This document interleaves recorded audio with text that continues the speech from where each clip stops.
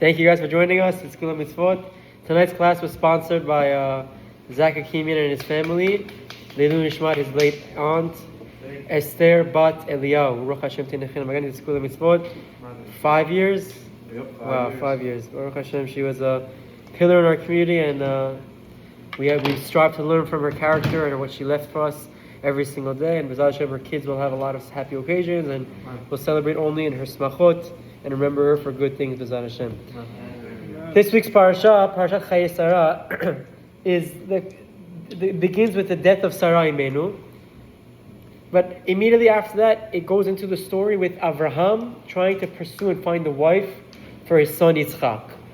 Now we can talk about marriage, but I think you guys don't want to hear about that, so we're gonna let that slide for tonight. So the introduction to that part of the parasha is a very powerful pasuk that Rabbi Chaim spoke about today, and really, it's something that if we have to constantly remind ourselves to make sure we're conducting and behaving in the most proper and appropriate ways. Pasuk begins, V'Avraham zaken ba bayamim, v'Adonai berach et Avraham bakol. Okay, this is after the episode of Sarah's death, of acquiring Ma'at Machpelah to bury her. This is what happens, and it translates to, and Avraham zaken became old, ba bayamim, he arrived at his days, and Hashem blessed him bakol, with everything. There's a lot of literature on this pasuk, and the latter half is a lot of comments and discussion. I want to speak about the first half. And by the way, guys, there's another class that's going to start in that other room, so if people walk in, don't get concerned. There's another class in 10-15 minutes in the small office. Okay.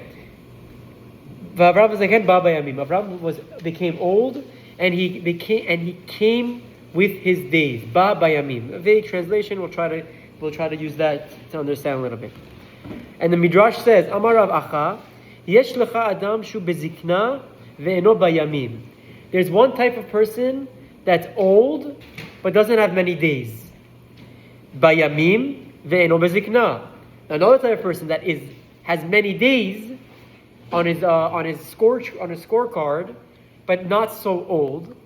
Aval etzel Avraham, but by Avraham Avinu, zikna keneged yamim ve'yamim keneged zikna. He had a combination of both. He had age, wisdom, and he also had days. Now the question is, what is this Midrash saying? What's going on? What's it trying to teach us? How can I have age but not have days? God forbid the person was in a coma for a long time. Meaning, how does that calculation work? So the commentators on the Midrash all explain. They give an example with this following story. There was once a man who was invited to a city with all Jews, and he arrived, and to get into the town, he had to first walk through the Bet Kvarot, the cemetery. Okay? He walks through the cemetery to get to the town, and on his journey through, he looks and he sees what's going on. Over here, Kan Nikbar, over here buried. The name, 18 years old. 18 years old? What? Over here, 12 years old. What? 2 years old. 22 years old. The whole cemetery is filled with low age, and he's thinking to himself, am I entering a village, a town that kills its inhabitants? So they kill their children? What's going on? The whole majority of the cemetery is under 25. And he's really concerned, he's overwhelmed. And he arrives to the city, and he says, and they greet him, and he speaks to them, and he says, I'm so sorry, I have to ask. I came through the cemetery, that was the only way to get into the town, and I couldn't hold myself back from recognizing and noticing that all of the tombstones had young ages. Did you have some sort of plague, some sort of mass murder that they killed all the children? Why is everyone 10 months, 2 years, 4 years, 8 years, 15, 20, 25 was the max? Where are the 80-year-olds? Where are the 70-year-olds? Bury them somewhere else? And the guy and the mayor of the town, who was giving him a tour, looks at him and says, No, you don't understand. In our town, we bury people, and on their tombstone, after they die, we write not the days or the years they lived, but we write what the amount of years they accomplished in those years that they lived. We write the amount of days and years that they fulfilled the Torah and the mitzvot and made the world a better place, not necessarily the days that they lived through sunrise and sunset. So that's why some are 2 months, some are 10 years, some are 20 years, some are 25, because we calculate how much time they spend learning Torah, giving tzedakah, doing chesed, and that's how we give them the age. And it's a very... It's a little stupid, no? It's a little bit stupid, but it's an extremely eye-opening idea. I think it's because who are they to calculate what they accomplished? But that's the whole point. The whole point was, this person walked through the cemetery, and looked to himself and said, what are they going to remember me for? What's my legacy? My legacy is not the diamonds I sell, or the rings that I manufacture, or the money that's in my bank account when I die. My legacy is the mitzvot, is the chesed, is the good deeds, it's the impact I have on others. And this person realized how important it is to value and cherish every minute of our lives, how important it is to value and cherish every moment that Hashem gives us, to think, how can I do good and improve the world in a better place? Now, how does this tie to Avraham? Avraham Zaken Ba Bayamim. Avraham was old and he was full with days. The Midrash is highlighting that Avraham, when he arrived at the end of his life and he died, he had a notebook. Okay? He had a notebook.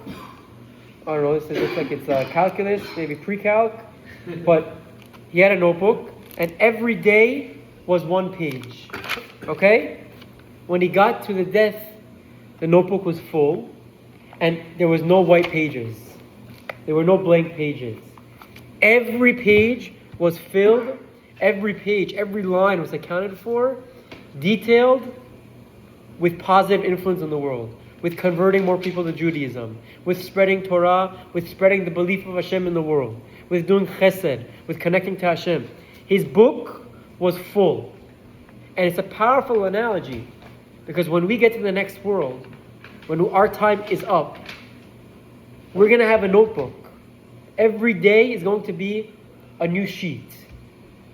And there could go a day that we did a lot of chesed, that we learned Torah, that we give tzedakah, that we did mitzvot, we wore tefillin, wore tzitzit, you name it, we did. We respected our parents. And our notebook will be full. And unfortunately, there might be, God forbid, days that we bummed out, that we did something inappropriate, that we did something wrong, that the notebook is empty at best. And we get to the next world and we have to present this book. Present what we did. And there's no going back at that point. And the musar and the idea is that we learn from Avraham what it means to live a full life. Rabbi Chaim said today, when we get old, there's no prize or value in being old. The respect that you deserve is based on what you accomplished. It's based on the mitzvot that you do, that the chesed that you accomplished, how you inspire and influence, how you help others. That's what's special and unique about elderly. The word zaken in Hebrew means old. The Gemara understands zaken is zeh shekana chokhmah, someone that acquires wisdom. An old person that just merely wakes up, goes through the day, doesn't do mitzvot, doesn't think about Hashem, doesn't give tzedakah, doesn't give charity, maybe he works, maybe not, whatever, and goes to sleep, just because he's old and he's 90, doesn't mean he has substance as a 90-year-old. Doesn't mean that his book is full. In this village, in this story, he won't be listed as a 90-year-old on his tombstone. And it's a very impactful, it's a short idea, but it's very impactful, that we need to comprehend and understand that our time is limited. Right now, how old are you guys? 21? 20, 21? Like that, I remember your Israel trip, no? Well, that was 4 years ago at this point, 3 years ago? This summer is going to become 4 years.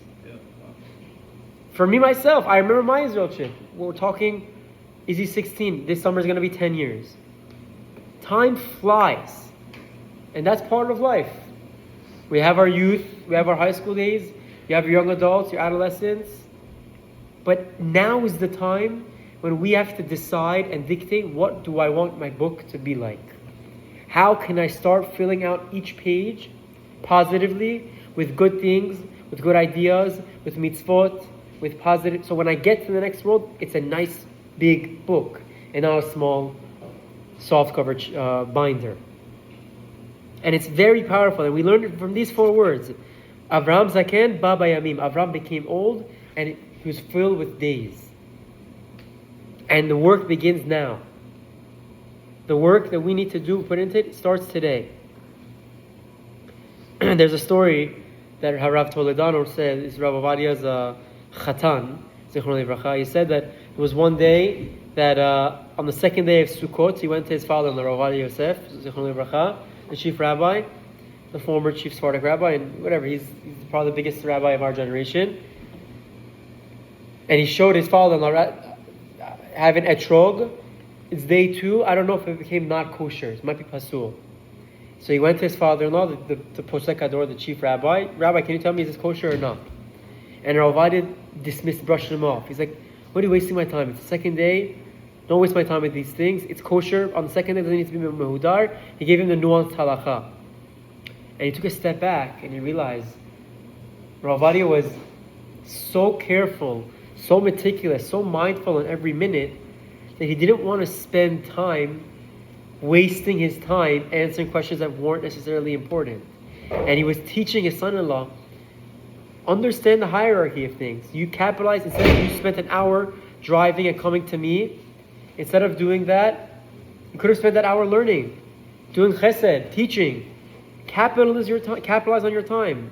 Our time isn't free. The most valuable thing we have in our lives is time. And it's free. But once we lose this second right now, we'll never get back. Again, we'll never get back. This 20 minutes we came to listen to Torah, we'll never get back, but we don't need to get back.